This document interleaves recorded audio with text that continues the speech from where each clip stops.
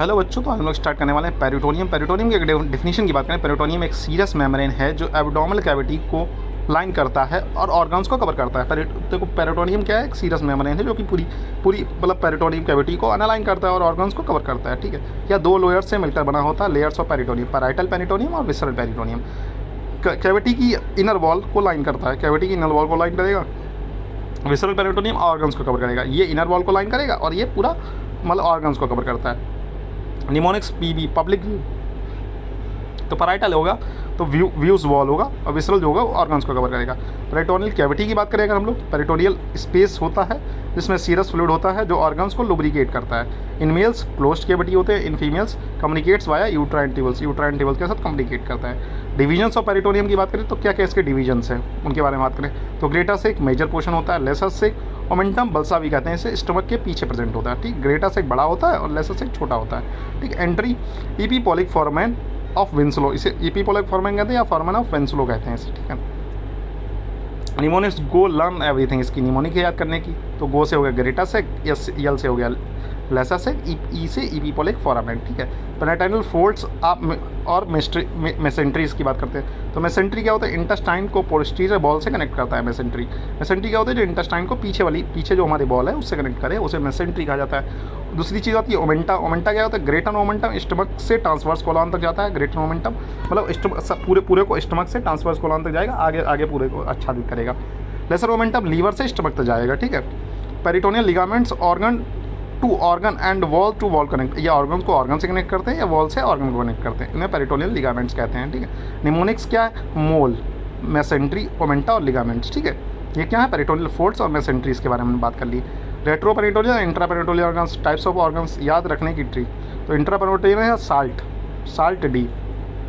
ठीक है, SP spruce बर स्टमक, इस तरीके से याद कर सकते हैं। तो इसका क्या है, साल्ट से, एस से स्टमक, ए से अपेंडिक्स, एल से लीवर, टी से ट्रांसवर्स कोलम, डी से ड्यूडेनम, स्मॉल इंटेस्टाइन का जेजनम इलियम, पी से पेनक्रियास, आर से रेक्टम, पेनक्रियास की टेल एक्सक्लूडेड है इसमें। ठीक है, रेक्टम हो गया, रेक्टम का upper part, spleen, sigmoid column. अब रेट्रोपेरिटोनियल की बात करें अगर हम लोग, रेट्रोपेरिटोनियल मतलब पेरिटोनियम के पीछे वाली, तो साइड पकड़ कर याद कर सकते हो। तो इससे क्या हो गया, सुप्रारीनल ग्लैंड, ए से आयोटा या IVC। ठीक है, ड्यूडनल हो गया, ड्यूडनल का 2 से 4 बटा हिस्सा। ये फर्स्ट पार्ट हो गया इंट्रापेरिटोनियल और सेकंड से लेकर 4th पार्ट तक हो गया आपका रेट्रोपेरिटोनियल, मतलब पेरिटोनियम के पीछे होता है जो। ठीक है, पेनक्रियास एक्सेप्ट टेल, इसमें टेल नहीं है, उसमें पूरा है पेनक्रियास, और टेल इसमें टेल नहीं है, उसमें सिर्फ टेल है। ठीक है, यूरेटर की बात करेंगे, कोलोन, असेंडिंग और डिसेंडिंग आता है इसमें, किडनीज, ईसोफेगस, रेक्टम का कौन सा, मिडल और लोअर। क्लिनिकल की बात करें, क्लिनिकल एनाटॉमी की, एसाइटस, प्लूरल कैविटी में फ्लूइड का भरना। ठीक है, पेरियोनाइटिस, पेरिटोनियम में इन्फ्लामेशन यूजली इन्फेक्शन से वगैरह होता है। पेरिटोनियल डायलिसिस, रीनल फेलियर में वेस्ट रिमूवल के लिए, पेरिटोनियल डायलिसिस हम लोग कब करते हैं, जब हमारी किडनी फेल हो जाती है, उसमें वेस्ट रिमूवल के लिए हम पेरिटोनियल डायलिसिस करते हैं। रिफर्ड पेन, पेरिटोनियल देखो पैराइटल पेरिटोनियम की इरिटेशन स्पेसिफिक एरिया में पेन कॉज करती है। ठीक है, एग्जांपल अपेंडिसाइटिस, इनिशियली अम्बलिकस पर पेन होगा।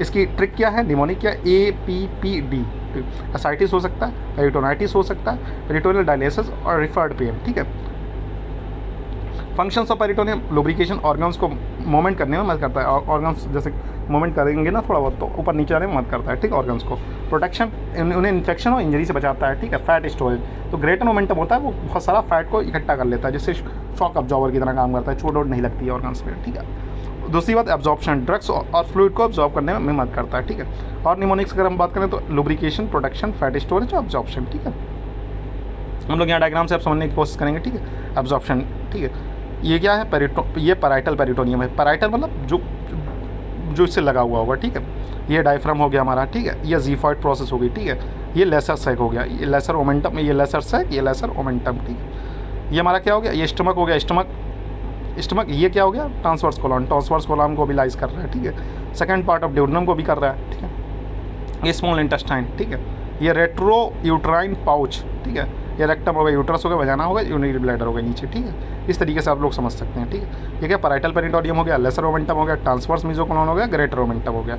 इधर साइड मेसेंट्री क्या कर रहा है, देखो स्मॉल इंटेस्टाइन को पीछे वाले और उससे कनेक्ट कर रहा है बॉडी वॉल से। ठीक है, तो ये मेसेंट्री हो गई, या किसी ऑर्गन से कनेक्ट करेगा तब भी मेसेंट्री हो जाएगी, ठीक है।